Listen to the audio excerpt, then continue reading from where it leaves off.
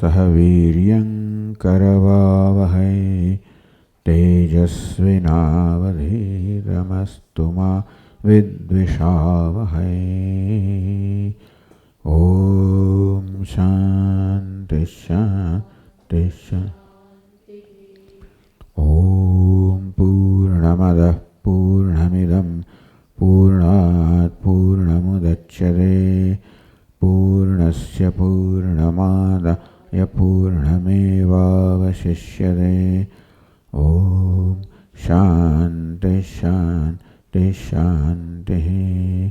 श्रुतिस्मृतिपुराणानाम् आलयं करुणालयं नमामि भगवत्पादं शङ्करं लोकशङ्करं शङ्करं शङ्कराचार्यं केशवं बादरायणं सूत्रभाष्यकृतौ वन्दे भगवन्तौ पुनः पुनः। ईश्वरो गुरुरात्मेति मूर्तिभेदविभागिने व्योमवद्व्याप्तदेहाय दक्षिणामूर्तये नमः। ॐ वाङ्मे मनसि प्रतिष्ठिता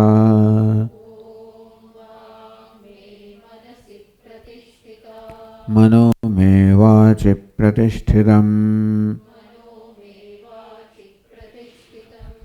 आविरावीर्म एधि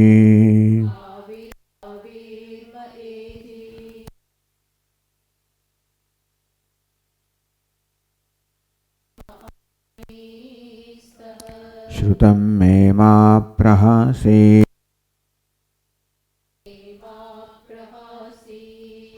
अनेनाधीतेन अहो दधामि ऋतं वदिष्यामि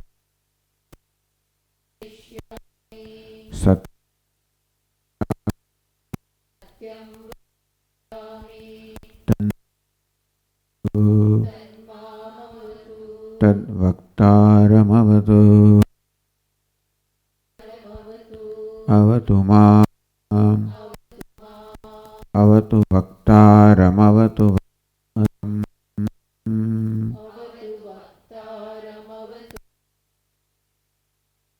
ॐ शान्ति शान्ति शान्ति।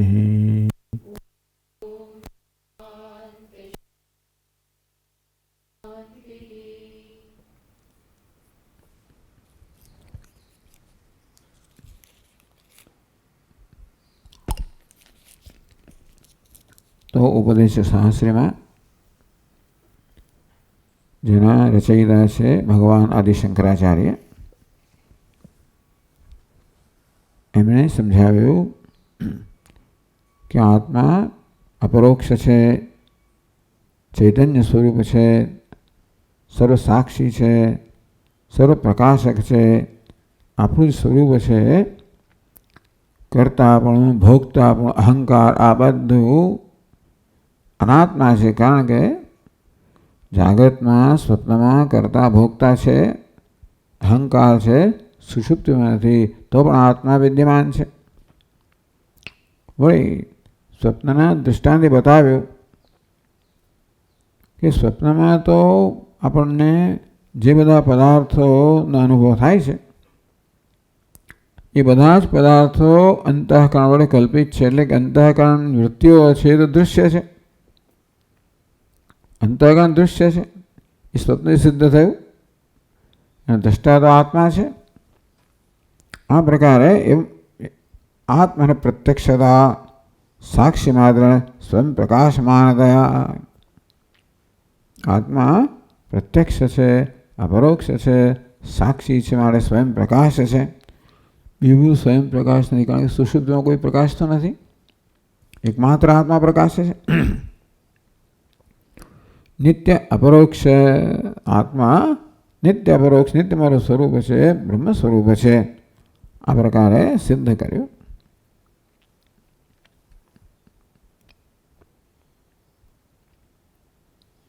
એવમ અશેષ પ્રમાત્ર સાક્ષીભૂતતયા. આમ પ્રમાતા કહો, કર્તા કહો, ભોગતા કહો, અહંકાર કહો, આ બધાનો સાક્ષી આત્મા હું છું. આ પ્રકારે આવો સાક્ષી પ્રત્યેક આત્મા બ્રહ્મ છે. એ જ્ઞાનથી શું લાભ થાય? 24મા શ્લોકમાં કહેલું યોન્યથાજ્ઞ આત્મવિદ. ભલે માણસ આત્માને દેહથી અન્ય માનતો હોય, જેમ કે મીમાંસક, પણ આત્માને કરતા ભોગતા માને છે, મળે અનાત્મજ્ઞ જ છે. એ સિવાયનો અર્થાત આત્માને આ કરતા આ ભોગતા જાણનારો છે એ જ આત્મવિદ છે. તો ત્યાં કહેવાયેલું આત્મવિત્વમ ત્યાં સમજાયું અન્યથાજ્ઞ. હું કરતા છું, ભોગતા છું, એના કરતાં અન્યથા ઉલટી રીતે જાણનાર, એટલે કે અકર્તા ભોગતા છું, એ સ્પષ્ટ કરે છે. પછીના શ્લોકમાં કહે છે પરલોક ભયમ નાસ્તિ પરલોક ભયમ યસ્ય નાસ્તિ મૃત્યુ ભયં તથા તસ્યાત્મજ્ઞસ્ય શોચ્યા સ્યુઃ સબ્રહ્મેન્દ્રા અપી ઈશ્વરાઃ. તો આ પ્રકારે આત્માને અકર્તા, અભોગતા, અપરોક્ષ સ્વયં પ્રકાશ બ્રહ્મરૂપી જાણવાથી શું લાભ છે? પરલોક ભયમ નાસ્તિ નાસ્તિ મૃત્યુ ભયમ યથા તથા. તો જ્ઞાની પુરુષ બધા પ્રકારના ભયથી મુક્ત થઈ જાય છે. અભયમ પ્રતિષ્ઠા વિંદતે, એ નિર્ભયતામાં પ્રતિષ્ઠિત થાય છે. તો સામાન્ય રીતે જે ધર્મનિષ્ઠ હોય, કર્મનિષ્ઠ હોય, અને કયા પ્રકારનો ભય હોય છે? પરલોક ભયમ માને પરલોકનો ભય હોય, મૃત્યુ ભયમ મૃત્યુનો ભય હોય. યસ્ય પરલોક એટલે પરલોક નિમિત્તમ ભયમ. પરલોક એના ભયનું કારણ બને છે. કેમ? કારણ કે કિમ હમ સાધના કરવમ, અરે મને સ્વર્ગ પ્રાપ્ત નહીં થાય તો શું થશે મારું, એ પ્રકારનો ભય લાગે. આમ સ્વર્ગ પરલોક છે ભયનું નિમિત્ત બન્યો. કિમ હમ પાપમ અકરવમિતિ, મેં પાપ કેમ કર્યું, મારે નરકની પ્રાપ્તિ થશે. આમ નરકમાં પરલોક છે એ ભયનું કારણ બને. તો એક તો આ બધા જે આસ્તિકો છે, શાસ્ત્રમાં શ્રદ્ધા ધરાવનારા છે, ધર્મનિષ્ઠ છે, એ લોકોને આ પ્રકારનો પરલોક નિમિત્ત ભય હોય કે સ્વર્ગ પ્રાપ્ત નહીં થાય તો શું, નરક પ્રાપ્ત થશે તો શું, આવો ભય જન્મે. ત્યારે પરલોક ભયસ્ય નાસ્તિ મૃત્યુ ભયમ તથા નૈનમ કૃતા કૃતે તપતઃ ઇતિ શ્રુતેઃ. જ્ઞાની પુરુષ કહો છે નૈનમ કૃતા કૃતે તપતઃ. કરેલું નહીં કરેલું, કરેલું એટલે કર્તવ્ય કર્યું, નહીં કરેલું કર્તવ્ય નાય બજાવ્યું હોય. અંગ્રેજીમાં કહે ભાઈ ઓમિશન્સ એન્ડ કમિશન્સ, ભૂલ બે જ નહીં થાય. ન કરવાનું થઈ જાય અને કરવાનું ના થાય. કૃતાકૃતે નૈનમ તપતઃ. જ્ઞાની પુરુષને અમને કોઈ વસ્તુ સંતપ્ત કરતી નથી. કેમ સાધના કરવમ, મેં પુણ્યકર્મ કેમ ના કર્યું, અકૃત કહેવાય.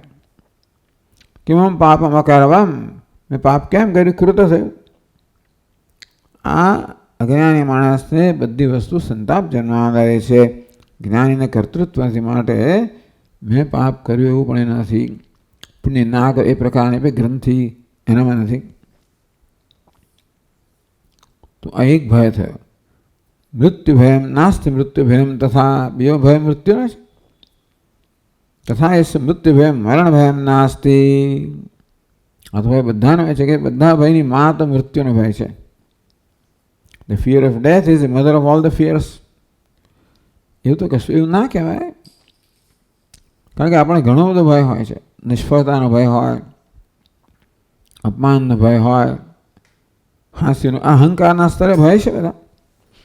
દેહના સ્તરે મૃત્યુનો ભય છે, પરંતુ અહંકારના સ્તરે ઘણા બધા ભય હોય છે. ચાલો જે હોય તે, પણ મૃત્યુનો ભય છે એ પણ હંમેશા મસ્તક પર તોળાતો જ હોય છે. હવે બધા પ્રકારની ગતિમાં, ચેષ્ટામાં એ મૃત્યુનો ભય હંમેશા સાવધાનીપૂર્વક ચેષ્ટા કરું છું જેથી મને ઈજા ના થાય, આ ના થાય, હંમેશા હોય જ છે. આપણા મનનો એક ભાગ છે ને હંમેશા આપણી દરકાર કરતો હોય છે. ક્યાંક મને વાગી ના જાય, ક્યાંક પીડા ના થાય, ક્યાંક મરી ના જવાય. એટલે આપણે ખ્યાલ પણ નહીં હોય, પરંતુ મૃત્યુનો ભય સતત વ્યાપ્ત છે આપણામાં. તો યસ્ય મૃત્યુ ભયમ નાસ્તિ મરણ ભયમ નાસ્તિ, કેમ ન જીવ? તો અહમભાવ શેમાં જેના પર આધાર રાખે છે ને? દેહમાં અહમભાવ હોય તો મૃત્યુનો ભય રહેવાનો જ, કે દેહ તો મરતે છે. ન જીવો મૃત એતિ શ્રુતે હે, પરંતુ આત્માનું મૃત્યુ નથી, દેહનું મૃત્યુ છે. આત્મામાં અહમભાવ છે, એનું મૃત્યુનો કેમ ભય નથી? કે મને ભય હંમેશા હું પર કેન્દ્રિત થાય બધી વસ્તુઓ. મૃત્યુ ખરેખર તો દેહનો જ છે, પણ દેહને હુંને ભેગા કરી દેવામાં આવે તો દેહનું મૃત્યુ હું પણ કેન્દ્રિત થઈ જાય તો મને ભય લાગે. પણ આત્મા દેહથી જુદો હોય તો દેહનું મૃત્યુ છે, મારું મૃત્યુ નથી. તો દેહનું મૃત્યુ મારા માટે ભયનું કારણ ના બને. વળી આત્મ વ્યતિરિક્ત દ્વિતીય દર્શનાદ, ભય માત્ર નથી. આ તો ભયના કંઈ વિશેષ આપણને દ્રષ્ટાંત કયા, કે પરલોકનો ભય કહો કે મૃત્યુનો ભય. ઈશ્વર અનેક પ્રકારનો ભય હોય છે. મેં કહ્યું ને, હાંસીનો ભય, અપમાનનો ભય હોય, નિષ્ફળતાનો ભય, ગુમાવવાનો ભય હોય, વગેરે વગેરે. સંયોગનો ભય, પેલો આવી જશે શું થશે, વિયોગનો પણ ભય, જતો રહેશે શું થશે, વગેરે વગેરે. એક વ્યક્તિ મને અરે મારા બાપ આવવાનો છે, એવું ચિંતા થાય કે આવીને 15 દાડા રહેશે, શું થશે મારું, એમ અનુભવ ભૂતકાળના હોય એ પરથી. એટલે આ પ્રકારે પણ આત્મ વ્યતિરિક્તસ્ય દ્વિતીય અદર્શનાત, દ્વિતીયાદ ભયમ ભવતી, જ્યાં ભેદભાવ છે, બેને ભેદભાવ હોય ત્યાં ભયની સંભાવના રહેલી છે. તો અદ્વિતીય કોને કહેવાય? જ્યાં ભેદભાવ જ નથી, જ્યાં સર્વત્ર આત્મદર્શન જન્મ અદ્વિતીયત્વ.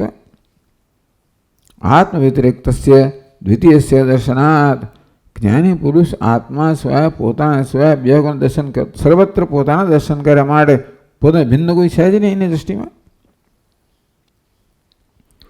દ્વિતીય દર્શન નિમિત્તમી ભયમ, ભય કોને કારણે હોય? દ્વિતીયને, ભિન્નને જોવા માત્રથી, વિચાર માત્રથી. મારે અન્ય કશાનો વિચાર આવે ત્યારે ભયની સંભાવના રહેલી જ છે. અન્ય હોય ક્યાં તો અનુકૂળ હોય કે પ્રતિકૂળ હોય. અનુકૂળ તો ભય હોય કે ભાઈ એનો વિયોગ થશે તો શું, પ્રતિકૂળમાં ભયનું કારણ બને સંયોગ થશે તો શું. અનુકૂળતા પ્રતિકૂળતા પોતાના પ્રત્યે ના હોય. જ્યાં આત્મદર્શન છે ત્યાં અનુકૂળતા નથી, પ્રતિકૂળતા નથી, રાગ નથી, દ્વેષ નથી. દ્વિતીય દર્શન નિમિત્ત ભયમ, સુધી કહે છે કે દ્વિતીય હોય ત્યાં જ ભય હોય, પણ અદ્વિતીય દર્શનમાં આ ભયનું કારણ જ રહેતું નથી. પછી બીજી પંક્તિ હોય તસ્યાત્મજ્ઞ શૌચોચ્ચાહ સ્યુ સબ્રહ્મેન્દ્ર અભીશ્વરાહ. તો આત્મજ્ઞ છે એવા આત્મજ્ઞાની માટે સબ્રહ્મેન્દ્રાહ આપી, બ્રહ્મા સહિતના ઈશ્વરો પણ શોચ્યા, શોકને યોગ્ય છે. તો કહે છે તસ્ય આત્મજ્ઞસ્ય બ્રહ્મેન્દ્રાદ્યાહ આપી, જ્ઞાન ઈશ્વરે સંપન્નતા ઈશ્વરાહ. બ્રહ્માજી કહો વગેરે આ તો ઈશ્વરો, ઈશ્વર એટલે શાસક છે, ઈશ્વર છે. જ્ઞાન ઐશ્વર્ય સંપન્નતા, સર્વજ્ઞતા ધરાવતા હોય, ઐશ્વર્ય ધરાવનારા હોય, એટલા બ્રહ્મા વગેરે તો ઈશ્વર કહેવાય. આ જ્ઞાની માટે તે બી શોચ્યા, એ પણ શોકને યોગ્ય છે. અમને શોક કરે છે કેમ? અહો એતે ઐશ્વર્યાસક્તયા વ્યગ્રાહ કથમ સ્વસ્થા સ્યુઃ. હું બ્રહ્મા છું એ પ્રકારનો અભિમાન હોય. બ્રહ્મા હોય, વિષ્ણુ હોય, શિવ હોય, એ અભિમાન ધરાવે તો હું બ્રહ્મા છું તો વિષ્ણુ નથી, વિષ્ણુ તો શિવ નથી. માની લઈએ કે આવું હોય તો, એટલે એ પ્રકારે ઈશ્વર કહેવામાં આવ્યા. બધા જ્ઞાન ઐશ્વર્યને કારણે જે આ પ્રકારની પદવી ધરાવે છે, માની લઈએ કે આ પ્રકારની પદવી પૂર્વકાળની ઉપાસનાને કારણે પ્રાપ્ત થઈ હોય તો એ પદવીથી સંતોષ માને કે હું કંઈક છું અને શોક કરે છે. હો એ તે ઐશ્વર્યાસક્ત થયા. આ બ્રહ્મા વગેરે પણ પોતાના ઐશ્વર્યમાં આસક્ત હોવાને કારણે સ્વસ્થ છે, ટૂંકમાં એવો વહેમ ધરાવે છે કે અમે બરોબર જ છીએ. એવું થાય? કંઈ દુઃખ નથી, બધું જ બરોબર છે, પણ એ વહેમ પણ હોય, વહેમ જ હોય ને. કસમ સ્વસ્થા સ્યુઃ. એમનો સ્વસ્થતા કેમ છે ભાઈ? જ્યાં જરાક પ્રકારની આસક્તિ હોય, અહંભાવ હોય, ત્યાં અસ્વસ્થતા હોવી જોઈએ, કારણ કે ત્યાં અપૂર્ણતા છે. આ સ્વસ્થ છે એટલે દુઃખ થાય છે. એમને મળે દુઃખ થાય કે એમને ખ્યાલ હોત તો એ લોકો જેથી આટલી ઉણપમાંથી બહુ ઓછી ઉણપ મુક્ત થાત. તસ્માદિહ પરલોક મરણ નિમિત્ત વ્યગ્રતા હેતુ અહંકારાદિ શૂન્યતયા બ્રહ્મનિષ્ઠયા. આમ અહંકારાદિ શૂન્યતયા, અહંકાર મમકાર બધું શું છે? પરલોક મરણ નિમિત્ત વ્યગ્રતા. અહંકાર છે, મમકાર છે અને પરલોક વ્યગ્ર બનાવે, વ્યાકુળ બનાવે, મરણ વ્યાકુળ બનાવે, બીજી બધી વસ્તુ વ્યાકુળ બનાવે. આ પ્રકારનો અહંકાર છે અને જે શૂન્ય છે, હું બ્રહ્મ છું એ જ્ઞાનમાં નિષ્ઠ છે. સ એવ આત્મવિદ. તો એ જ આત્મજ્ઞાની છે. ન વિપરીત સિદ્ધમ. એથી વિપરીત છે એ આત્મજ્ઞાની નથી, એવું સિદ્ધ કર્યું. એ પછી બ્રહ્માંદ્રાદિ ભાવ સ્થળી. બધા લોકો બ્રહ્મા તો બનવા માંગે છે, બધા બ્રહ્માજીનું પદ તો ઈચ્છે, ત્યાં બધું જ છે, કોઈ ખોટ નથી. કથમ શોચતા. એવા બધા એવા ઈશ્વરો માટે તમે કહો છો એ શોકને યોગ્ય છે. એમના શોક યોગ્ય શું છે ભાઈ? આશંક્ય બ્રહ્માત્મ જ્ઞાનો ન કેમ પ્રાર્થના. કારણ કે એ લોકો પણ મનમાં કોઈને કોઈ ઈચ્છા તો ધરાવતા જ હોય છે. એટલે ઉપાસક જે આ પદવીને પ્રાપ્ત થયો હોય તો પોતાની ઉપાસનાને કારણે ઈચ્છા પૂરી થઈ, મારા પદવી પ્રાપ્ત થઈ. એક પદવી પ્રાપ્ત એટલે બીજી પદવીની ઈચ્છા રહેવાની જ છે. બ્રહ્મા વિષ્ણુ પદમ હરિ હરપદમ તૃષ્ણાવધિમ કો ગતઃ. એટલે બ્રહ્માસ્પદમ વાન છે, બ્રહ્મા વિષ્ણુ પદમ. આ રીતે હંમેશા તૃષ્ણા તો રહેતી જાય છે. તેથી કંઈક પ્રાર્થનીય રહી જાય છે, કંઈક તૃષ્ણા રહી જાય છે કોઈ પણ પદવીમાં. જો બ્રહ્મ જ્ઞાન ન હોય તો માની લઈએ બ્રહ્મ જ્ઞાન ભિખારીને પણ કંઈ નથી રહેતું. બ્રહ્મ જ્ઞાન ન હોય તો આવા જે ઈશ્વરો છે એમને પણ કંઈ ને કંઈ તૃષ્ણા રહી જાય. એટલે કહે છે કે ભાઈ જો બ્રહ્મ જ્ઞાન પછી કશી વસ્તુ પ્રાર્થનીય રહેતી નથી. અર્થાત પ્રાર્થના કરવા યોગ્ય, પ્રાપ્ત કરવા યોગ્ય, ભોગવવા યોગ્ય તૃષ્ણાનો કોઈ વિષય રહેતો નથી. એ શ્લોક વાંચી લે 28માં. ઈશ્વરત્વેન કિમ તસ્ય બ્રહ્મેન્દ્રત્વેન વા પુનઃ તૃષ્ણા ચેત સર્વતશ્છિન્ના સર્વદૈન્યોદ્ભવા શુભા.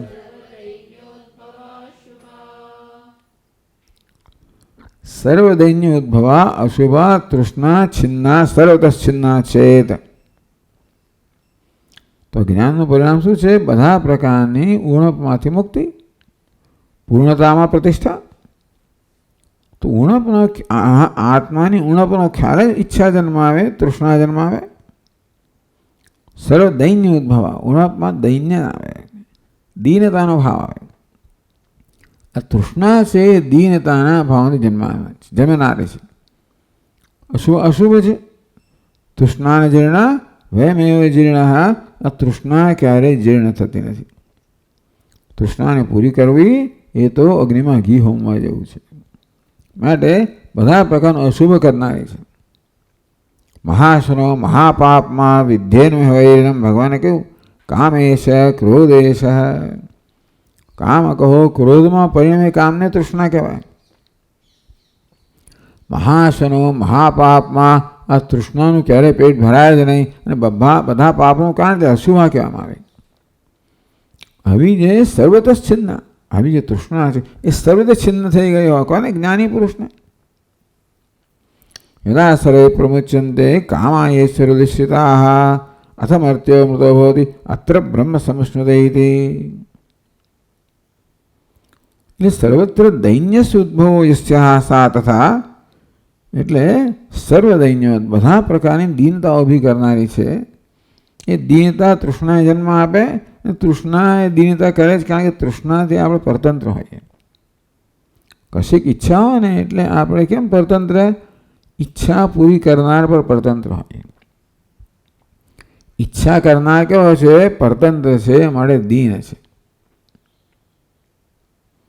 એટલે બધી દીનતાને ઉત્પન્ન કરનાર તૃષ્ણા કહો. મળે પાપ વૃત્તિનું દ્વાર છે, મળે અશુભ કહો.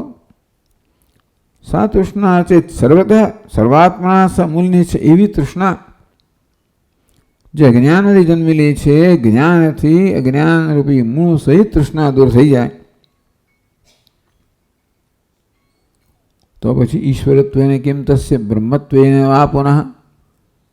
એને બ્રહ્મત્વની બ્રહ્મના પદની ઈચ્છા ના, બ્રહ્માના પદની ઈચ્છા ના હોય, ઐશ્વર્ય કે ના જોઈતું હોય, કારણ કે એની જરૂર જ બધું જ જ્યારે પ્રાપ્ત થઈ ગયું બ્રહ્મ પ્રાપ્તિ. યદા સર્વે પ્રમુચ્યન્તે કામા યસ્યર્વિષ્યતાઃ. યસ્યર્વિષ્યતાઃ કામાસ્ય સદા પ્રમુચ્યન્તે. હૃદયમાં રહેલી બધી જ કામનાઓ જ્યારે જતી રહે છે. પ્રજાહતિ યદા કામાન સર્વાન પાર્થ મનોગતાન. ભગવાને એ હૃદય એટલે મનોગતાન કહ્યું અને કામા તો શબ્દ વાપર્યો. પ્રજાહતિ યદા કામાન સર્વાન પાર્થ મનોગતાન. અથ મર્ત્યો મૃતો ભવતી. ત્યારે જે પોતાને મર્ત્ય માનતો હતો એ જુએ છે કે હું અમૃત છું, અમર છું. અત્ર બ્રહ્મ સમશ્નુતે.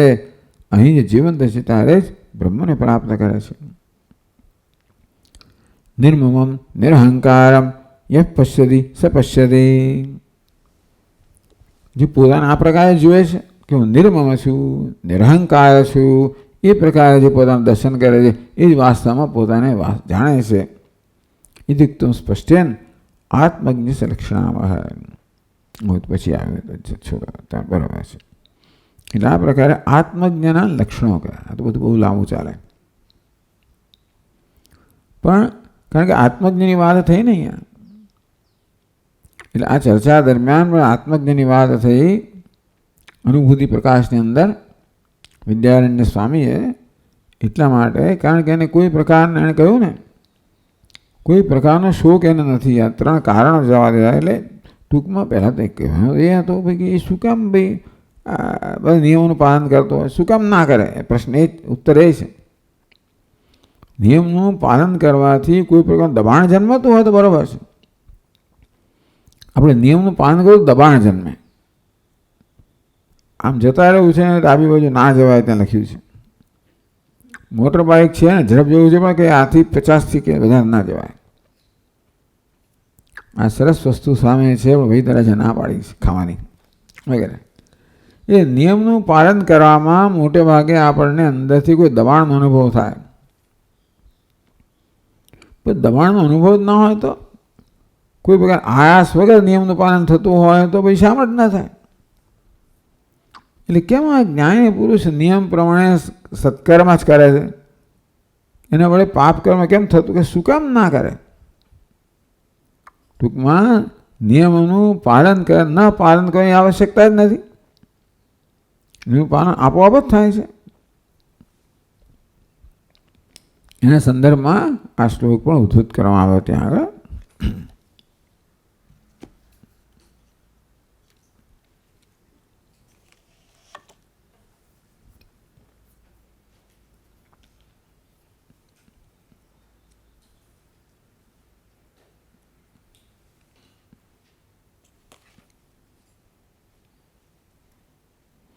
ટૂંકમાં અને ભય નથી, પરલોકનો ભય નથી, એ માટે આ શ્લોકો કહેવામાં આવ્યા.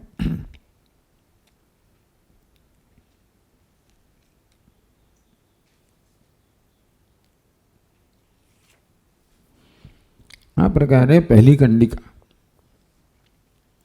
તો કૌશિતકી ઉપનિષદ બ્રાહ્મણ ઉપનિષદ છે, એટલે એના ફકરાઓને કંડિકા કહેવાય.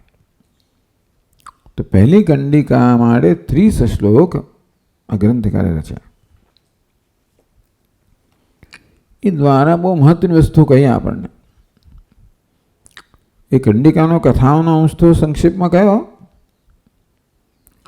કથા દ્વારા જે શીખવાનું છે, કેવી રીતે જ્ઞાની કે ઇન્દ્રના દ્વારા શીખવાનું, ઇન્દ્રના વાક્ય દ્વારા કે આ બધા પ્રકારનું કર્મ કરવા છતાં પણ મારો વાળ પણ વાંકો થયો નથી, મને ભય નથી કે મારે નરકમાં જવું પડશે. એનો અર્થ એવો થયો માણસનું મુખ મ્લાન થઈ જાય જો ખોટું કર્યું હોય તો. એ ખોટું કર્યાનો કોઈ એવી જાતનો એવો ગ્રંથિ નથી કે અમે કર્યું જ નથી, કર્તૃત્વ નથી. જ્યારે કર્મ કર્યું નથી તો કર્મના ફળનું ભોગતા નથી, એના માટે મને દુઃખ ભોગવવું પડશે એવો ભય પણ નથી. આમ કર્તૃત્વ ન હોવાના કારણે કોઈ ગિલ્ટ ફિલિંગ નથી, અપરાધની લાગણી નથી, અને માટે એના ચહેરાનું તેજ ક્ષીણ થતું નથી. અને કર્મ કર્યું નથી, કર્તૃત્વ માટે ભોક્તૃત્વ નથી, અને માટે ભરલોકનો કે કશાનો ભય નથી વગેરે. એટલે બહુ મહત્વની વસ્તુઓ કહેવામાં આવી ઇન્દ્રના વાક્ય પરથી. એટલે ગ્રંથકારે આના પર સમય, કારણ કે આ તત્વજ્ઞાનીનું વર્ણન થયું. તત્વજ્ઞાન ઉપદેશ કરવો એ ઉપનિષદનો મુખ્ય વિષય છે. એટલે ઇન્દ્રએ જ્યારે પોતાની બડાઈ નથી આંગી, ઇન્દ્રએ પોતાની વાત કરી કે મેં આ બધું કર્યું, તો એટલે એ કેમ પ્રતર્દનને કહેવા માંગે કે જો આત્મજ્ઞાનની મહત્તા તો જો આત્મજ્ઞાન હોય તો આ પ્રકારના ઘોર કર્મ કરવા છતાં પણ વાળ વાંકો થતો નથી, મુખની નીલિમામાં વ્યય થતો વગેરે વગેરે. એ પ્રતર્દનમાં ઉત્સાહ જન્માવા માટે છે કે હા તો આ બહુ સારું, ભય નથી. ગમે તે કર્મ કરવા છતાં એટલે કર્મના ફળનો કોઈ ભય નથી. આમ 30 શ્લોકની અંદર બહુ ઉત્તમ રીતે એ કંડિકાનો અર્થ કરવામાં આવ્યો. હવે એ દરમિયાન ઇન્દ્રએ કહ્યું હતું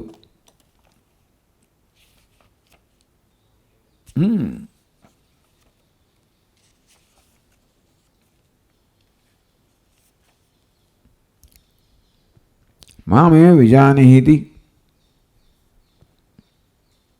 તો ઇન્દ્રિય ઉપદેશનો પ્રારંભ કર્યો, પોતાના વચનનું પાલન કરવાની ફરજ પડી, અને માટે ભલે આત્મજ્ઞાનનું વચન નથી આપ્યું, પરંતુ વરદાન આપવાનું વચન આપ્યું. એ વરદાન હિતતમ ત્યારે હોય જ્યારે આત્મજ્ઞાન હોય, એ જ હિતતમનું સાધન છે. એટલે આત્મબોધ કે આત્મ ઉપદેશ કરવાનો એને ફરજ પડી, અને પોતાના વચનનું પાલન કરવા માટે શરૂ કર્યું. શ્રી સત્યમ ઇન્દ્ર સહોવાચ મામે વિજાનીહિતિ. હે પ્રતર્દન, તું મને જ જાણ. એતદેવ અહમ મનુષ્યાય હિતતમ મન્યે એમ માન વિજાનીયાત. મને જાણે, ઇન્દ્રને જાણે, એ જ હું મનુષ્ય માટે હિતતમ માનું છું. તે વરમ કહ્યું, હિતતમની પ્રાર્થના કરી, તો હિતતમ આપવા માટે મને બાધિત કર્યો. તો ઇન્દ્ર કહે છે કે મને જાણવું, કે મને જે જાણે મને મારું મને જાણવું મારું જ્ઞાન હોવું, નસીબ જો કે ઇન્દ્રનો આત્મા બધાનો આત્મા આત્મજ્ઞાન હોવું એ હું હિતતમ માનું છું. માટે આત્માને જાણ, મને જાણ. આવું ઉપદેશ વિલક્ષણ છે. મામેવ વિજાનેહિ, મને જ જાણ. એ તદેવાહમ મનુષ્ય હિતતમ મન્યે, મનુષ્ય માટે આ હિતતમ માનું છું. જન્મા વિજાનયાદિ, કે મનુષ્ય મને જાણે એ જ એને માટે હિતતમ માનું છું. પછી જરાક થોડુંક વિષયાંતર થયું. એટલે ઉપદેશ કરતા પહેલા એ જ્ઞાનનું મહત્વ સમજાવ્યું. ઇન્દ્રએ જ્ઞાનનું મહત્વ સમજાવ્યું, જ્ઞાનની સ્તુતિ કરી, પ્રશંસા કરી કે આ જ્ઞાન કેવું છે કે આવા ઘોર કર્મ કરવા છતાં પણ એની કોઈ અસર થતી નથી. કારણ કે આત્મા કર્મ કરતો નથી. એ કહેવામાં આવ્યું આત્મા અકર્તા છે. તું મને જાણી દેશું, હું અકર્તા છું, અભોગતા છું. તું પણ અકર્તા છે, અભોગતા છે, એ પ્રકારે જાણ. એટલે એ પ્રકારે આત્મજ્ઞાન એ હિતતમ છે. આત્મજ્ઞાનની મહત્તા બતાવી કે કેવી રીતે આત્મજ્ઞાન હોય તો કોઈ કર્મ કે કર્મફળ એટલે કર્તૃત્વ બધાથી મુક્ત થઈ જવાય છે, મારે સર્વ ભયથી મુક્ત થઈ જવાય છે. એ પ્રકારે આત્મજ્ઞાનની મહત્તા બતાવી. પછી મામે વિજાનેતિ શિષ્યમ સ્વાત્મજ્ઞાને પ્રવર્ત્ય. તો આગળ કહ્યું હતું મામ એવ વિજાનેહિ, તું મને જ જાણ એમ કરીને, મને એટલે આત્માને જાણ. શિષ્યમ સ્વાત્મજ્ઞાને પ્રવૃત્તિ, આ વાક્યથી પોતાના શિષ્યને આત્મજ્ઞાનમાં પ્રવૃત્ત કર્યો. અનંતર મુક્તેનામ, પછી વચ્ચે પેલું અર્થવાદ આવી ગયો, આત્મજ્ઞાનની સ્તુતિ પ્રશંસા આવી ગઈ. અને પછી બીજી કંડિકાથી ઇન્દ્રએ પોતાના ઉપદેશનો પ્રારંભ કર્યો. તો ત્યાં ઉપનિષદમાં કહે છે સહોવાચ પ્રાણોસ્મિ પ્રજ્ઞાત્મા તમ મામ આયુરમૃતમિતિ ઉપાસ્વ. આ પ્રકારે ઇન્દ્રએ ઉપદેશનો પ્રારંભ કર્યો. સહોવાચ એવં બ્રહ્મજ્ઞાનમ સ્તુત્વા આત્મન બ્રહ્મણ સ્વરૂપ વિવક્ષુ. સહ ઇન્દ્ર, કયો ઇન્દ્ર? જેણે બ્રહ્મજ્ઞાનની સ્તુતિ કરી કે કેવી રીતે બ્રહ્મજ્ઞાનને કારણે મનુષ્ય સર્વભયથી મુક્ત થઈ જાય છે. તો જે બ્રહ્મના જ્ઞાનથી આ પ્રકારનો લાભ થાય છે, બ્રહ્મ કેવું છે? આત્મન બ્રહ્મણ સ્વરૂપ વિવક્ષુ. બ્રહ્મ સ્વરૂપ આત્મા છે, એના સ્વરૂપની પ્રતિપાદન કરવાની ઈચ્છા ધરાવનાર ઇન્દ્રે કહ્યું. સહોવાચ, એવો ઇન્દ્ર, તે ઇન્દ્ર જેણે આત્મજ્ઞાનની પ્રશંસા કરી અને આત્મા બ્રહ્મ છે એ પ્રકારના ઉપદેશની ઈચ્છા ધરાવનાર એ ઇન્દ્ર હોવાચ કિલ ઉવાચ પ્રાણોસ્મિ, હું પ્રાણ છું. પ્રજ્ઞાત્મા, પ્રજ્ઞા સ્વરૂપ, આત્મા એટલે સ્વરૂપ, પ્રજ્ઞા સ્વરૂપ, હું પ્રાણ છું, હું પ્રજ્ઞા સ્વરૂપ છું. આ બધી ઉપનિષદની વિલક્ષણતા છે. આમ તો કશી ને કશી વસ્તુનો આધાર લઈને જ આત્માનો ઉપદેશ થતો હોય છે. એને ઉપાધિ કહેવામાં આવે. ઉપાધિના આધારે ઉપહિત નો ઉપદેશ થતો હોય છે. એટલું સમજાવશે. એટલે કોઈ કોઈ ઉપનિષદમાં અવસ્થાત્રય, માંડવિક ઉપનિષદમાં અવસ્થાત્રય સાક્ષી, એ અવસ્થાત્રય એ ઉપાધિથી એના સાક્ષી છે બોધ કરવામાં આવે. પંચકોશ અતિરિક્ત, તૈત્રીય ઉપનિષદમાં પંચકોશ ઉપાધિથી, ઉપાધિ દ્વારા અતિરિક્ત આત્મા છે બ્રહ્મપુચ્છમ પ્રતિષ્ઠા, એનો ઉપદેશ કરવામાં આવ્યો. આ પ્રકારે દરેક ઉપનિષદમાં છંદોગીના 6થા અધ્યાયની અંદર ઉપાદાન કારણ છે. એ ઉપાદાન કારણ ઉપાધિ દ્વારા એક અદ્વિતીય તત્વનો ઉપદેશ કરવામાં આવે. આમ દરેક ઉપનિષદમાં આ પ્રકારે આપણે જાણીએ છીએ જે આપણે અનુભવનો વિષય છે એ દ્વારા જે જાણવાનો છે આત્માનો ઉપદેશ કરવામાં આવે છે, એનો નિર્દેશ કરવામાં આવે છે. પણ નિર્દેશ એવું થવો જોઈએ કે જેના દ્વારા નિર્દેશ થાય એ વસ્તુમાં એ તત્વનું જ્ઞાન કરાવવાની ક્ષમતા હોય. નિત્ય, શુદ્ધ, બુદ્ધ, મુક્ત આ બધા શબ્દો છે જે આપણે આગળ સમજાવે, એમાં એકેય શબ્દનો અર્થ આત્મા નથી. આ શબ્દોમાં એવી ક્ષમતા છે કે લક્ષ્યાર્થ દ્વારા આપણને આત્મતત્વનું જ્ઞાન કરાવે. યતો વાચો નિવર્તનતે, વાસ્તવમાં આત્મા અહીંયા જ કહેશે જ, કોઈ શબ્દનો વાચ્યાર્થ નથી. શક્તિથી કોઈ શબ્દ આત્માનું વર્ણન કરી શકતો નથી, પ્રતિપાદન ન કરી શકે. માટે લક્ષ્યાર્થ, લક્ષણાવૃત્તિથી જ આત્માને જણાવવામાં આવે છે બધા ઉપનિષદમાં. વાચ્યાર્થનો નિષેધ કરવામાં આવે છે. નીતિમાં વાચ્યાર્થનો નિષેધ કરીને પછી એની અવધિરૂપ જે લક્ષ્યાર્થ છે એનો બોધ કરવામાં આવે ભિન્ન ભિન્ન રીતે. તો આ ઉપનિષદમાં વિલક્ષણ રીતે શું કહે છે? પ્રાણોસ્મિ પ્રજ્ઞાત્માહમ, હું પ્રાણ છું, હું પ્રજ્ઞા સ્વરૂપ છું. એટલે શું? હું પ્રાણ છું અથવા પ્રાણરૂપી ઉપાધિ વેશ ધરાવનાર. શું કહે? આપણો વેશ દેખાય છે. આ કિસ્સામાં થાય છે શું કે હંમેશા આત્મા વેશ ધારી આત્મા જ આપણા અનુભવનો વિષય હોય છે. તો વેશ રહિત આત્મા અનુભવનો વિષય નથી. એટલે વેશધારી આત્મા અનુભવ વિષય છે. વેશ દ્વારા વેશને ધારણ કરનાર, વેશના નિષેધ દ્વારા વેશને ધારણ કરનાર છે એનો ઉપદેશ કરવામાં આવે છે. તો પ્રાણરૂપી વેશ છે. પ્રજ્ઞારૂપી વેશ, ઉપાધિ કહો, વેશ કહો. પ્રાણાભિધેય, હું પ્રાણ છું અથવા પ્રાણોપાધિકો અથવા પ્રાણરૂપી ઉપાધિ ધરાવનાર, વેશ ધરાવનાર છું. હું પ્રાણ જ છું. ઇન્દ્રિય કોઈ પ્રાણ છું ત્યારે એનો બે અર્થ થાય. હું પ્રાણ જે છું અથવા પ્રાણ મારી ઉપાધિ છે એ દ્વારા મને જાણવાનો છે. પ્રજ્ઞાત્મા, પ્રજ્ઞા એટલે બુદ્ધિવૃત્તિ. ફરી પ્રજ્ઞા એટલે બુદ્ધિ, એટલે પ્રાણ એટલે ક્રિયાશક્તિ અને પ્રજ્ઞા એટલે બુદ્ધિ છે, ઈચ્છા શક્તિ, જ્ઞાન શક્તિ. બુદ્ધિવૃત્તિ પ્રતિફલિત પ્રજ્ઞાનૈક સ્વભાવ. પ્રજ્ઞા કયું ખરું? પ્રજ્ઞા એટલે બુદ્ધિ, પણ એમાં આત્મા કહે છે એ બુદ્ધિમાં જે પ્રતિબિંબિત થાય છે એ ચૈતન્ય હું છું. સમજ્યા ને? બુદ્ધિનો અનુભવ થાય છે પણ ક્યારે થાય? બુદ્ધિ ચેતનવંતી હોય ત્યારે. એ પ્રજ્ઞા કહો, બુદ્ધિ કહો, જ્ઞાન કહો, પ્રતિફલિત થાય છે, પ્રતિબિંબિત થાય છે એ ચૈતન્ય હું છું.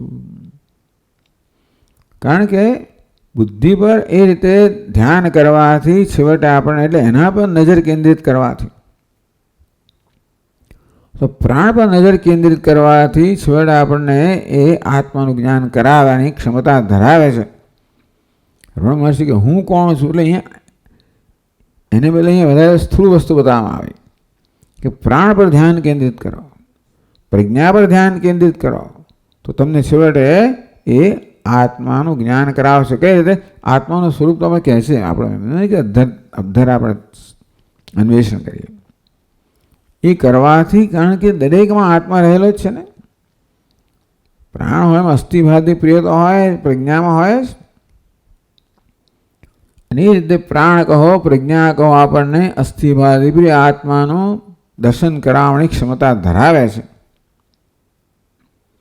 એ અસ્થિભાતિ પ્રિય કહેવામાં આવે છે. આત્મા સત્યમ જ્ઞાન આનંદ છે, અસ્થિભાતિ પ્રિય છે. એટલે આપણે પછી પ્રાણ કે પ્રજ્ઞાના ધ્યાન દ્વારા પ્રાણ પ્રજ્ઞા ને છોડી દઈએ. જે ના છૂટે એ છે અસ્થિભાતિ પ્રિય આત્મતત્વ. આ પ્રકારે આ ઉપનિષદમાં પ્રાણ અને પ્રજ્ઞારૂપી ઉપાધિ દ્વારા ઉપહિત જે છે અધિષ્ઠાન છે એનો બોધ કરવામાં આવે છે. અસ્મિ ભવામી, તમ મામ આયુ અમૃતમ વિધિ ઉપાસ્વ. તમ મામ એવો જે હું છું, શું છું? હું પ્રાણ છું, પ્રજ્ઞા સ્વરૂપ એવા મને. આયુ એટલે આયુષ્ય, અમૃતમ એટલે અમરતા. તો પ્રાણના ધર્મ છે. પ્રાણ પ્રજ્ઞાત્મ સ્વરૂપમ, હું જે પ્રાણ સ્વરૂપ છું, પ્રજ્ઞા સ્વરૂપ છું. આનંદાત્માનમ ઇન્દ્રમ મામ. મામ એટલે કોણ? હું આનંદ સ્વરૂપ ઇન્દ્ર. ઇન્દ્ર નિર્ભય છે ને, ઇન્દ્રના મુખ પરનું તેજ છે જ, નિર્ભય છે, મુક્ત છે, પણ આનંદ સ્વરૂપ છે. હું જે આનંદાત્માનમ ઇન્દ્રમ, આનંદ સ્વરૂપ ઇન્દ્ર છું, એ મને તો પ્રાણ પ્રજ્ઞાત્મા જાણ એટલે ઉપાસના કર. શું? આયુ અમૃતમ, એ પ્રકારે ઉપાસના કર. જે જાણીતી વસ્તુઓ છે એ દ્વારા જે જાણવાનું છે એનો નિર્દેશ કરવામાં આવે. આયુષ કોને કહેવાય? સર્વ પ્રાણીનામ જીવન કારણમ, જેને કારણે બધા જીવે છે. હવે એવું કહેતો ન પ્રાણેન ના પાનેન મર્ત્યો જીવતી કશ્ચન. કઠોપનિષદ કહેવામાં આવ્યું કશ્ચન મર્ત્ય પ્રાણેન અપાને ન જીવતી. આપણે એમ લાગે પ્રાણ ગયો એટલે હું ગયો, તો પ્રાણ અપાન જીવાડતો કે નહીં. એ પ્રાણ અપાનને જીવાડનાર વડે જીવે છે. એટલે આયુસ્તર પ્રાણીનામ જીવન કારણ પાણાપાન વ્યતિરિક્તમ. આયુષ એટલે જીવન. તો જે બધા પ્રાણીઓના જીવન માટેનું, જીવવા માટેનું કારણ છે. તો પ્રાણ તો કયો? પણ પ્રાણ કંઈ જીવવાનું કારણ છે. પ્રાણને પણ ચેતનતા પ્રદાન કરનાર છે, શિવડ તો જીવન માટેનું કારણ. આયુષ્ય ખરેખર કોણ આપણને પ્રદાન કરે છે? કોને કારણે જીવીએ છીએ? આમ પહેલી નજરે એમ જાણે કે પ્રાણને કારણે જીવીએ છીએ, પણ નહીં. ન પ્રાણે ન અપાને મરતો જીવતી કશ્ચન. કોઈ માણસ પ્રાણ અપાનથી જીવતો નથી. એ પ્રાણ અપાન પણ જેને કારણે જીવંત છે. તો પ્રાણ અપાન વ્યતિરિક્તમ, પ્રાણાપાનયો આશ્રયભૂતમ.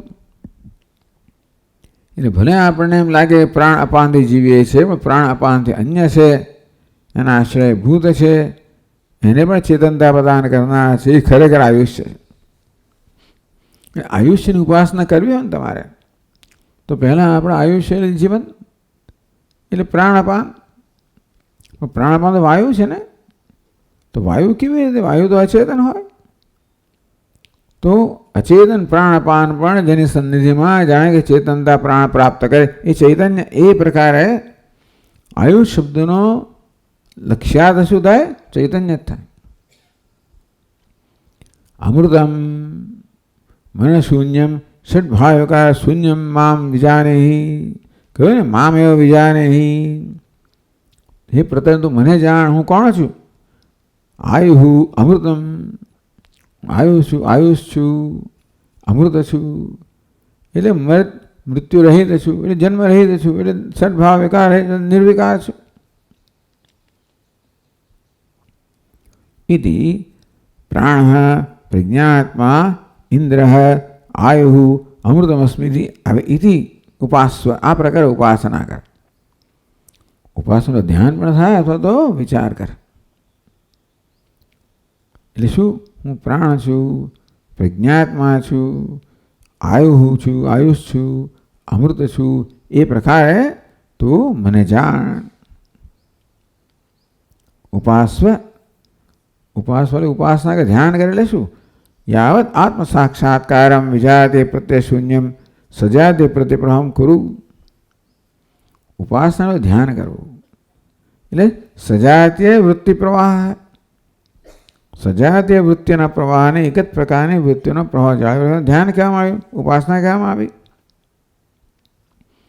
તો ક્યાં સુધી કરવાનું?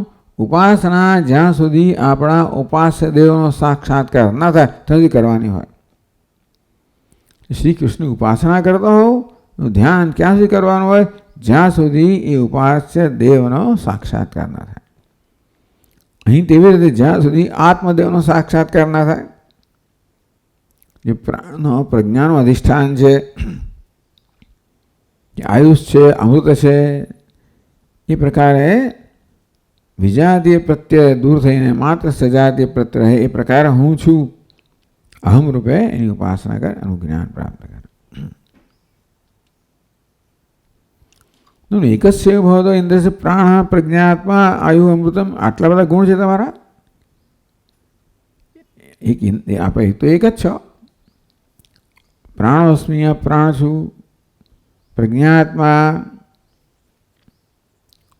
પછી આયુ અમૃતમ. તો એ કેવી રીતે, કેવી રીતે એક જ ના આટલા બધા ગુણ હોય કઈ રીતે? એ આટલા બધા નથી. એ કહે છે આયુ પ્રાણ, એના માટે આયુષ શબ્દ વાપરવામાં એ પ્રાણ છે. તો આયુક્તમ આયુષ કહેવામાં આવે ને એ જ પ્રાણ છે. ચાલો ભાઈ, આયુષ્ય તો પ્રાણ હોય, પણ પ્રાણ આયુષ્ય ના હોય એવું બને ને. કહે છે અહીંયા કે ભાઈ પેલી ગાય છે ને એની ગોદડી હોય, તો ગાય ગોદડી ધરાવવું એને ગાય કહેવાય. તો ગોદડી કી ગાય નથી હોતી ને, ગુણ તો ના હોય ને. તો કે નહીં, પ્રાણો વા આયુ, આયુષ્ય પ્રાણ છે, પ્રાણ જ આયુષ્ય છે. આપણે જોઈશું પછી. આ તો અહીંયા ઉપનિષદમાં ઉપદેશ કરવામાં આવ્યો. એટલે એવું ના માનવું કે પ્રાણ આયુષ જુદા છે. એક અંગ હોય, એક અંગી હોય. આમ શરીરને હાથ એક કહેવાય, પણ છતાં શરીર અંગી છે, હાથ અંગ છે, એવું નથી. એક જ છે. નતું એ તો એટલું જ નહીં, પરંતુ આયુષ એવાય, ટૂંકમાં પ્રાણ આયુષ્ય છે એટલું જ નહીં, કિંતુ અમૃતત્વ આયુ અમૃતમ, પ્રાણ એવ અમૃતમ. એ જુદા જુદા નથી. જે પ્રાણ છે એ જ આયુષ્ય છે, અને પ્રાણ છે એ જ અમૃત છે. કોઈ એમ કે એક જ આટલા બધા ગુણ કેમ ધરાવતો હોય? તો કે આટલા બધા નથી, એક જ છે. પ્રાણ અમૃતમ ન જાય તે અસ્થિ વર્ધતે, ટૂંકમાં નિર્વિકાર છે, ષડભાવ વિકાર રહિત છે એ પ્રાણ. એ પ્રકારે આવા જ્યારે લક્ષણો પ્રાણમાં આપણે ઘટાવીએ ને, ત્યારે પ્રાણનું પ્રાણપણું રહે જ નહીં. પ્રાણ અપાન વાયુ એવું તો રહે જ નહીં ને એમાં. અમૃતમપી પ્રાણ વગેરે વગેરે. યાવદ્યસ્મિન શરીરે પ્રાણો અસ્તિ તાવત આયુ. કેમ? જ્યાં દેહમાં પ્રાણ છે ત્યાં સુધી માણસનું આયુષ્ય છે. પ્રાણેમસ્મિન લોકે અમૃતત્વમાં આપનોતી. આ પરલોકમાં તો પ્રાણ જ લઈ જાય છે તમને. પ્રાણથી તો પ્રાણ એના શરીરથી નથી જતો માણસ પરલોકમાં. ક્યાંથી શેના જાય છે? પ્રાણથી જાય છે. ચાલો ભાઈ, પ્રાણસ્ય ક્રિયાશક્તિ ભવતું. સમજ્યા? પ્રાણોસ્મી, પણ પ્રજ્ઞાનાત્મા. તો પ્રજ્ઞાનો ભાઈ શું ઉપયોગ છે? પ્રાણ તો સમજ્યા. પ્રજ્ઞા સત્યમ સંકલ્પમ. તો પ્રજ્ઞા જ્ઞાન શક્તિ, એનાથી સત્યમ, સત્યમ જ્ઞાનવંત બ્રહ્મ. એટલે પ્રાણ પ્રજ્ઞા શું થાય? સત્ય એટલે સત્ય, વચનને પણ સત્ય કહેવાય, કે બ્રહ્મને પણ સત્ય કહેવાય. સંકલ્પમ ઇદમ મે સ્યાદ. આ પ્રકારના મનમાં સંકલ્પ જન્મે. આ બધા પ્રજ્ઞાના ધર્મો છે. સ્વયંમાં આયુ અમૃતમિતિ ઉપાસ્તે સર્વ આયુ અસ્મિન લોકે ભવતી વગેરે વગેરે. આપનોતિ અમૃતત્વમ અક્ષરીમ સ્વર્ગે લોકે. અને એ અમૃત એ ટૂંકમાં સ્વર્ગલોકની અંદર અક્ષિતિમ, જેનો ક્ષય ના થાય એવું અમૃતત્વ પ્રાપ્ત કરે છે. આ પ્રકારે આ ઉપદેશનો પહેલો અંશ થયો. એવા આપણને ગ્રંથકાર સમજાવે છે. 31મા શ્લોકમાં કહે છે,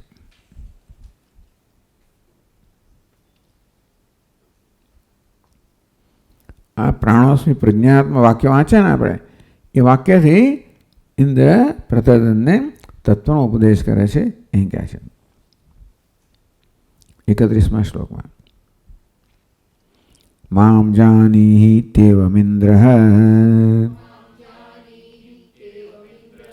સ્વાત્મજ્ઞાને પ્રવર્ત્યતમ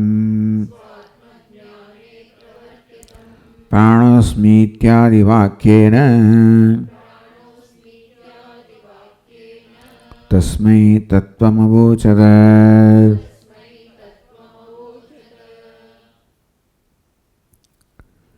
મામ એવ વિજાનીતિ શિષ્યમ સ્વાત્મજ્ઞાને પ્રવર્ત્ય. હવે મામ એવ વિજાની, તો મને જ જાણ એમ કરીને, મને જ આત્માને જાણ એમ કરીને શિષ્યને આત્મજ્ઞાનમાં પ્રવૃત્ત કરાવીને પછી કહ્યું પ્રાણોસ્મી પ્રજ્ઞાનાત્મા. એ જે વાક્યો કયા? તસ્મૈ. તો એ વાક્યથી શું કહે? તસે તત્વમ અવોચત.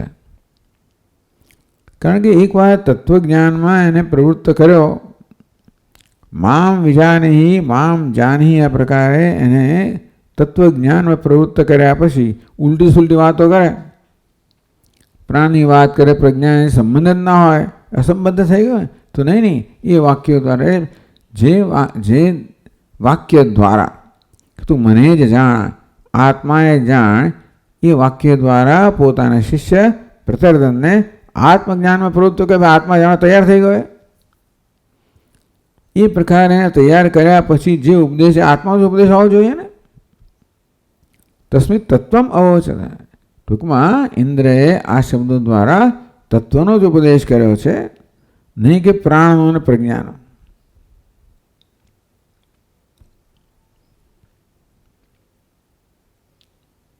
તો હવે પ્રશ્ન થયો,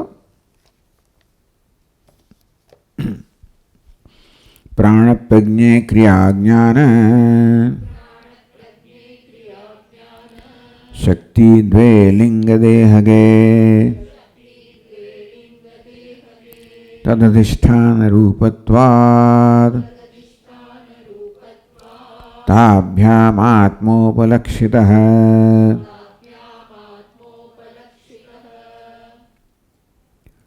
પ્રાણ અને પ્રજ્ઞાનો ઉપદેશ દ્વારા ઇન્દ્ર તત્વનો ઉપદેશ કરે છે. કઈ રીતે?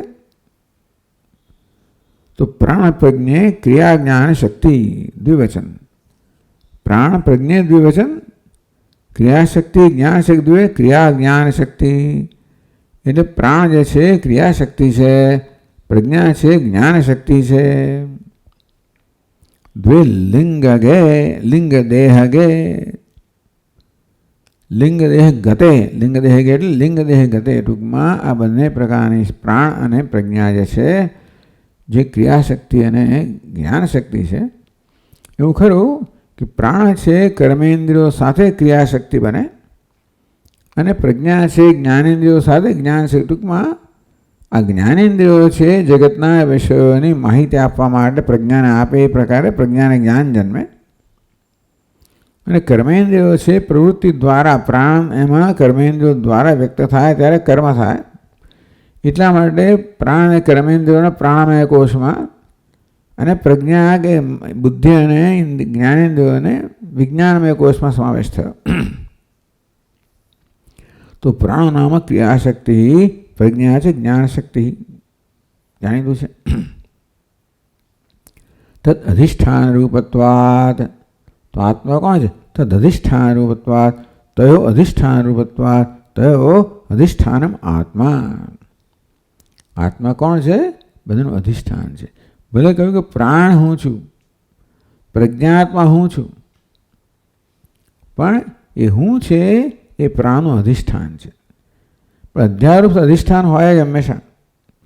જેમ નામરૂપ સાથે અસ્થિભાદી પ્રિય હોય જ, એમ હું પ્રાણ છું જ્યારે હું તો હોય જ અંદર. હું પ્રાણ છું, હું પ્રજ્ઞાત્મા છું. આ વાક્યમાં હું અને પ્રાણ બંનેને એક જ વિભક્તિમાં મૂકવામાં તો આવે, વાસ્તવમાં એક સ્થાનમાં નથી. પ્રાણ હું છું, અહમ એ શું છે? એ અધિષ્ઠાન છે. પ્રાણ પ્રાણોસ્મિ, અસ્મિ શું છે? અહમનું રૂપ અધિષ્ઠાન છે. પ્રાણ શું છે? અધ્યારોપ છે, ઉપાધિ છે. આમ ઉપાધિમાં અહમ ભાવને કારણે ખ્યાલ જન્મ્યો. પણ જ્યારે એમ કહે કે હું પ્રાણોસ્મિ, હું પ્રાણ છું, ત્યારે આપણે સમજી શકીએ કે પ્રાણ શું છે? ઉપાધિ છે. એટલે પ્રાણ પ્રત્યે ધ્યાન આપવાથી ઉપાધિ અંશ છે, મિથ્યા અંશ છે, બાધિત અંશ છે, અને બાદ થયા પછી જે અધિષ્ઠાન છે અબાધિત અંશ છે અસ્મિ, એ વાસ્તવિક સ્વરૂપ છે. તમ પ્રજ્ઞાત્મા, પ્રજ્ઞા સ્વરૂપ છું, એ પ્રજ્ઞાની અંદર પણ આત્મા કે અસ્મિ જે છે. આ રીતે આપણને બે વસ્તુ કહેવામાં આવી, પ્રાણ અને પ્રજ્ઞા. સામાન્ય આપણે એ દ્વારા જ બધો વ્યવહાર કરતા હોય. જીવનમાં જ્ઞાન ક્રિયા શક્તિ અને જ્ઞાન શક્તિ એ દ્વારા જ આપણું જીવન વ્યક્ત થતું હોય છે. માણસ જીવે છે ક્યારે ખબર પડે તો કે આ બે શક્તિ હોય ત્યારે. બ્રેઇન ડેડ એટલે ક્રિયા જ્ઞાન શક્તિ પણ ખરી પાછી. આજકાલ તો માત્ર મારું હૃદય બંધ પડ્યું નહીં, પણ બ્રેઇન ડેડ.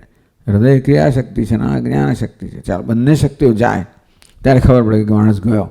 પણ ટૂંકમાં એ બંને શું બતાવે છે? કંઈક બતાવે છે જે આ હૃદયને પણ ક્રિયા પ્રદાન કરનાર છે અને આ મગજને પણ ચેતનતા પ્રદાન કરનાર છે. પેલા ભલે મગજને જ આત્મા માને કે હૃદયને આત્મા માને, હૃદય બંધ પડેલો આત્મા બંધ પડ્યો ગયો, કે મગજ બંધ પડ્યું એટલે આત્મા નથી, એટલે બસ એ જ આત્મા છે, તો કે નહીં. એ બંને શું છે? આત્મા માટેના વાસ્તવમાં તો પરિચાયકો છે. એના માટે એ રીતે એ તો એના લક્ષણો છે, ઉપાધિ છે. પ્રજ્ઞા જ્ઞાન તયો અધ્યાસ અધિષ્ઠાનમ આત્મા, એટલે હું પ્રાણ છું એમાં આપોઆપ જ છું પર પ્રાણનો અધ્યારોપ થઈ ગયો. હું પ્રજ્ઞા આત્મા છું એમાં હું પર પ્રજ્ઞાનો અધ્યારોપ થઈ ગયો. એટલે એમાં છું અને પ્રાણ બંને અધ્યારોપ, અધિષ્ઠાન અને અધ્યારોપ બંને એક સાથે કામ આવે. એમાં આ જે છે અધ્યારોપ અંશ છે. તેને તાભ્યામ આત્મા ઉપલક્ષતે, અને એ રીતે આ પ્રાણ અને પ્રજ્ઞા દ્વારા આત્મા ઉપલક્ષતે તટસ્થ લક્ષણ થયું. તટસ્થ લક્ષણ કયું કહેવાય? જે વસ્તુનું સ્વરૂપનો અંશ ના હોય, સ્વરૂપ લક્ષણ જેમની સાથે હોય. તટસ્થ લક્ષણ કયું? આગંતુક હોય. ભાઈ દેવદત્તનું કહ્યું કાગડો બેઠો છે, દેવદત્તનું ઘર, બીજી દાડે કાગડો ના હોય, પણ છતાં દેવદત્તના ઘરને નું જ્ઞાન કરવા માટે અત્યારે પર્યાપ્ત છે આગંતુક. તેવી રીતે આ પ્રાણ ને પ્રજ્ઞા આત્મા નથી, કેવા છે? આગંતુક છે. પણ એ દ્વારા આપણે આત્માને જાણી શકીએ. પછી આપણે કાગડાને છોડી દેવાનો તો ઘરનું જ્ઞાન થાય કે ગાડી ઊભી છે વગેરે વગેરે. તે રીતે પ્રાણ પ્રજ્ઞાને છોડ્યાથી આત્માનું જ્ઞાન એ પ્રકારે ઉપલક્ષણ દ્વારા. અભિપ્રેત અર્થ, ઉપલક્ષિત અર્થ કહો કે અભિપ્રેત લક્ષ્યાર્થ, ટાર્ગેટેડ મિનિંગ. અભિપ્રેત અર્થ ટૂંકમાં જે અર્થ મનમાં અભિપ્રાય રાખીને કહેવામાં આવ્યું છે એ અર્થ.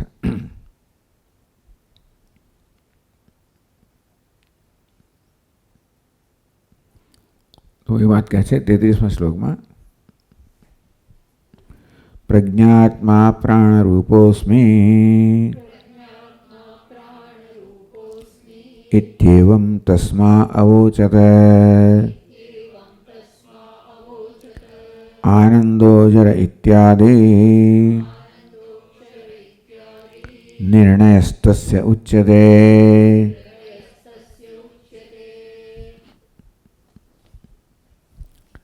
એટલે ઇન્દ્ર એ પણ કહ્યું ને, આયુહુ અમરઃ અમૃતમ. એટલે પ્રજ્ઞાત્મા પ્રાણરૂપોસ્મિતિ એવં તસ્મે અવોચત. આ પ્રકારે ઇન્દ્રએ પ્રતર્દનને આ પ્રકારે કહ્યું કે પ્રાણોસ્મિ ઇતિ ઇન્દ્રવાક્યસ્ય પ્રાણોદિક આત્મા પ્રજ્ઞાપરિતસ્ય પ્રજ્ઞોપાધિક આત્મા ઇત્યર્થઃ. હે પ્રતર્દન, હું પ્રાણોપાધિક આત્મા છું, પ્રાણરૂપી ઉપાધિ ધરાવનાર આત્મા છું. પ્રજ્ઞા રૂપી ઉપાધિ ધરાવનાર એટલે પ્રજ્ઞ ઉપાધિક ઉપાધિ ધરાવનાર આત્મા છું એવું કહેવામાં આવ્યું. ઇન્દ્રેણ પ્રતર્દન ઔપાધિક આત્મા ઉપદિષ્ટ. એ પ્રકારે ઇન્દ્રએ પ્રતર્દનને સુપાધિક કે ઔપાધિક આત્માનો ઉપદેશ કર્યો. ઉપદેશ શબ્દોથી તો એનો થઈ શકે. તસ્ય આત્મા વાસ્તવ સ્વરૂપમ, તો સુપાધિક જેની ઉપાધિ છે આત્મા સ્વયં નિરુપાધિક છે, એનું વાસ્તવિક સ્વરૂપ શું છે? તો કહેવામાં આવ્યું આનંદ અજર અમર ઇત્યાદિ નિર્ણય તસ્ય ઉચ્યતે. તો પ્રાણ પ્રજ્ઞા જેની ઉપાધિ છે આત્મા, એનું સ્વરૂપ શું છે? આ સ્વરૂપ લક્ષણ થયું. શું થયું? આનંદ અજરઃ ઇત્યાદિ નિર્ણય તસ્ય ઉચ્યતે. છેક છેલ્લું વાક્ય જોઈશું ને આપણે અહીંયાની અંદર પણ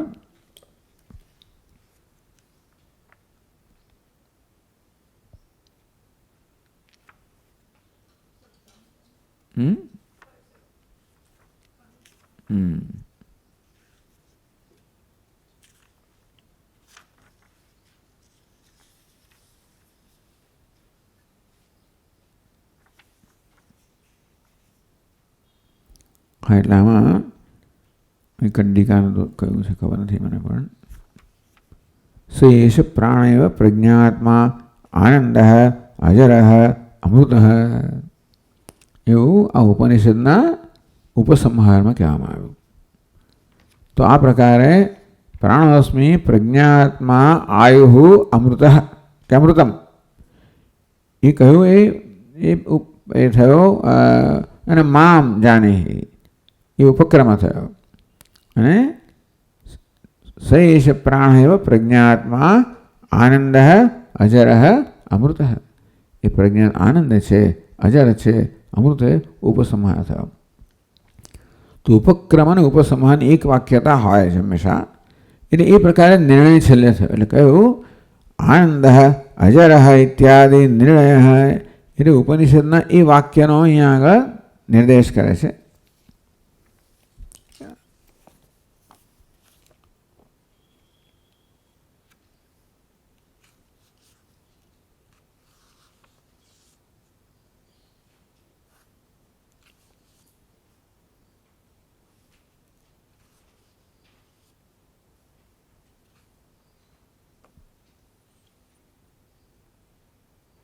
આમાં 46 પાન પર છે, એ 9મી કંડિકામાં શેષ પ્રાણ પ્રજ્ઞાત્મા આનંદ અજર અમૃત ન સાધના કર્મણા ભૂયાત વગેરે. તો એ છે ઉપસંહાર, એટલે એ નિર્ણય કહેવામાં આવ્યો. એટલે અહીંયા કહે છે કે આનંદ અજર ઇત્યાદિ નિર્ણય તસ્ય ઉચ્યતે. ઉપસંહારમાં જેને પ્રાણોસ્મિ પ્રજ્ઞાત્મા આયુ અમૃતમ કહેવામાં આવ્યું, એનો નિર્ણય થવામાં આવ્યો થતો મામેવ વિજાની. તો મને જ જાણ, એને આપણે ઉપક્રમ કહીએ. તો મને એટલે કોને?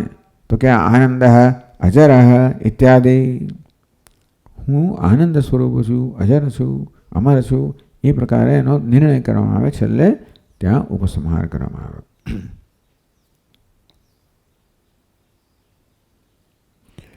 ઇન્દ્રેણ પ્રતર્દન ઔપાધિકાત્મા ઉપદિષ્ટ તસ્યાત્મ વાસ્તવ સ્વરૂપમ. પ્રાણોસ્મિ જ્યારે કહ્યું, પ્રજ્ઞાત્મા જ્યારે કહેવામાં ત્યારે તો ઔપાધિક સ્વરૂપ કહેવામાં આવ્યું. અને એનું વાસ્તવ સ્વરૂપ કહો એટલે નિરુપાધિક સ્વરૂપ કયું છે? તો છેલ્લે કહ્યું તે પ્રકારે આનંદ અજર અમર એનું નિરુપાધિક સ્વરૂપ છે. ઓમ ઓમ પૂર્ણમદ પૂર્ણમિદં પૂર્ણાત પૂર્ણમુદચ્યતે પૂર્ણસ્ય પૂર્ણમાદાય પૂર્ણમેવાવશિષ્યતે. ઓમ શાંતિ શાંતિ શાંતિ. શંકરં શંકરાચાર્યં કેશવં બાદરાયણં સૂત્રભાષ્યકૃતૌ વંદે ભગવन्तौ પુનઃ પુનઃ. ઈશ્વરો ગુરુરાત્મેતિ મૂર્તિભેદવિભાગિને વ્યોમવદ્વ્યાપ્તદેહાય દક્ષિણામૂર્તયે નમઃ. ઓમ શાંતિ શાંતિ શાંતિ. હરિ ઓમ. શ્રી ગુરુ